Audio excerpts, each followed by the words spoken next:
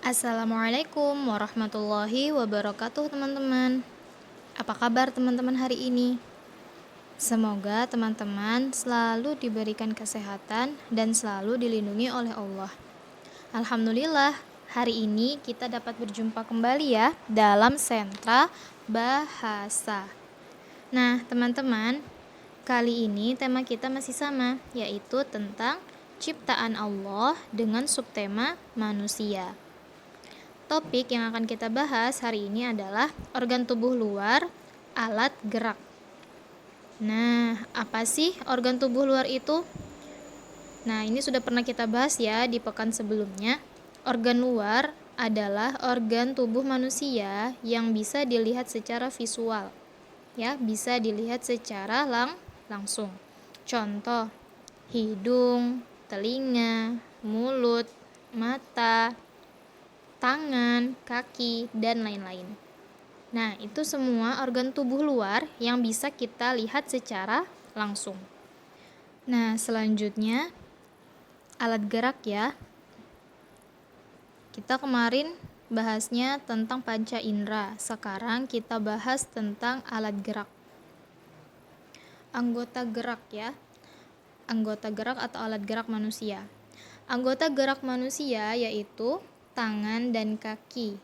Nah, fungsinya untuk membantu pergerakan tubuh manusia seperti berjalan, berlari, mengambil sesuatu, makan, dan berbagai kegiatan lainnya. Nah, itu anggota gerak tubuh kita ya teman-teman, ada tangan dan kaki. Namun, untuk menggerakkannya, alat geraknya itu terdiri dari ada yang namanya alat gerak aktif dan alat gerak pasif. Nah, alat gerak aktif itu apa? Alat gerak aktif pada manusia itu adalah otot.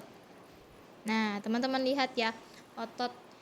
Kalau teman-teman lihat di tangan teman-teman, ya, di lengan atas, nah itu ada ototnya. Otot merupakan alat gerak aktif yang mampu berkontraksi dan melakukan relaksasi. Ya, jadi itu alat gerak aktif di dalam tubuh kita itu yang menggerakkan supaya aktif tubuh kita itu adalah otot. Lalu untuk alat gerak pasif apa? Nah, alat gerak pasif pada manusia adalah tulang ya. Tulang berfungsi untuk menyokong tubuh, melindungi organ vital, dan menjadi tempat melekatnya otot ya teman-teman. Nah, jadi tulang dan otot itu merupakan alat gerak pada manusia ya. Hanya saja yang membedakan kalau otot itu merupakan alat gerak aktif, sedangkan kalau tulang alat gerak pasif. Itu ya teman-teman, alat gerak pada manusia. Oke, selanjutnya kita masuk ke sentra bahasa. Materi sentra bahasa hari ini kita akan membahas tentang tanda baca ya teman-teman. Tanda baca titik dan koma.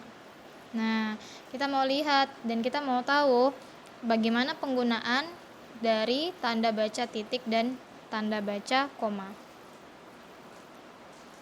Tanda baca titik digunakan pada akhir kalimat. Nah, ini ada contoh kalimat ya. Teman-teman lihat, teman-teman perhatikan. Fatih berjalan-jalan di Taman Bekapai bersama Arfa. Titik. Nah, itu ada tanda titik ya yang warna merah. Nah, itu merupakan tanda titik yang berada di akhir kalimat. Kita lanjut ke kalimat berikutnya. Di Taman Bekapai banyak sekali pohon yang rindang. Titik. Angin yang bertiup menggoyang-goyangkan pepohonan yang ada di taman. Nah, jadi teman-teman bisa lihat ya, ini penggunaan dari tanda titik. Biasanya tanda titik itu selalu digunakan di akhir kalimat. Nah, jadi kalau misalnya sudah ada tanda titik, itu menandakan satu kalimat. Ya. Ini tanda titik. Selanjutnya tanda koma. Tanda koma biasanya digunakan di antara kata dalam perincian atau pembilangan. Nah, kita lihat contohnya. Pada hari Minggu, koma, nah itu koma ya. Malika diajak oleh ayah dan ibunya pergi ke kebun raya Balikpapan. Titik.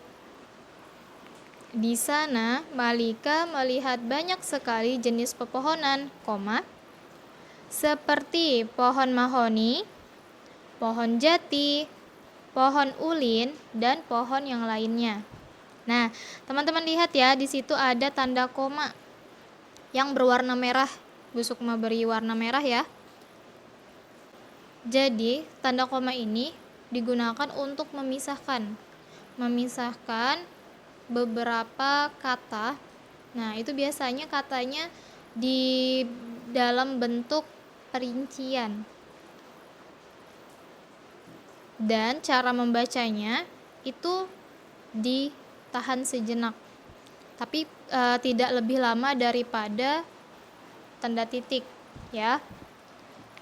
Pada hari Minggu, Malika diajak oleh ayah dan ibunya pergi ke kebun raya Balikpapan. Di sana, Malika melihat banyak sekali jenis pepohonan seperti pohon mahoni, pohon jati, pohon ulin, dan pohon yang lainnya. Nah, tanda koma ini teman-teman sebagai jeda ya setiap kata yang mau diucapkan. Nah, jadi kalau misalnya kita mau menyebutkan beberapa hal, kita bisa menggunakan koma untuk memisahkan. Jadi bacanya itu bisa diberi jeda, nggak langsung dibaca semua, ya. Kalau dibaca semua langsung kita tidak bisa membedakan perinciannya tadi. Coba kalau misalnya nggak ada tanda koma. Pada hari Minggu, Malika diajak ayah dan ibunya pergi ke kebun raya Balikpapan. Di sana, Malika melihat banyak sekali jenis pepohonan seperti pohon mahoni, pohon jati, pohon ulin, dan pohon yang lainnya. Coba, didengarnya seperti apa? Kurang nyaman ya, karena tidak ada jedanya. Nah, jadi kita menggunakan tanda koma untuk memberi jeda pada perincian.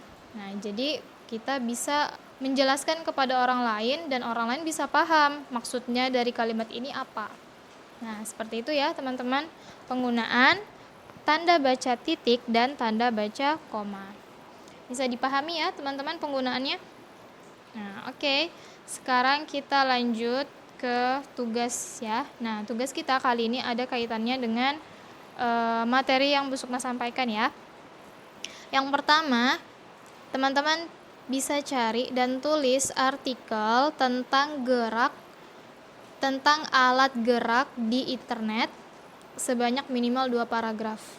Ya, teman-teman boleh cari di internet atau mungkin teman-teman punya buku tentang organ tubuh manusia di rumah. Nah, silakan cari yang tentang alat gerak ya, tentang tangan dan kaki atau otot dan tulang. Nah, teman-teman boleh cari di rumah, boleh cari di internet atau cari di bukunya.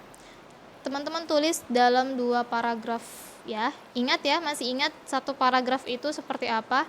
Nah, jadi tulisnya 2 paragraf, berarti ada 2 kalimat yang masuk ke dalam ya, masuk ke dalam, menjorok ke dalam. Teman-teman masih ingat ya pelajaran tentang paragraf. Nah, kali ini teman-teman buat 2 paragraf. Lalu yang kedua, teman-teman bacakan paragraf tersebut saat recalling dengan nada dan intonasi yang tepat sesuai dengan tanda bacanya. Nah, kayak tadi ya, penggunaan tanda titik dan tanda koma. Oke ya teman-teman, jadi itu saja tugasnya. Yang pertama, cari dan tulis kembali sebuah artikel tentang alat gerak di internet atau cari di buku sebanyak minimal 2 paragraf. Lalu yang kedua, bacakan paragraf tersebut saat recalling dengan nada dan intonasi yang tepat sesuai dengan tanda bacanya. Oke ya teman-teman. Oke, alhamdulillah Ibu rasa cukup untuk materi hari ini. Semoga teman-teman diberikan kemudahan untuk menyelesaikan pekerjaan hari ini. Bu Sukma tutup, billahi taufiq wal hidayah. Assalamualaikum warahmatullahi wabarakatuh.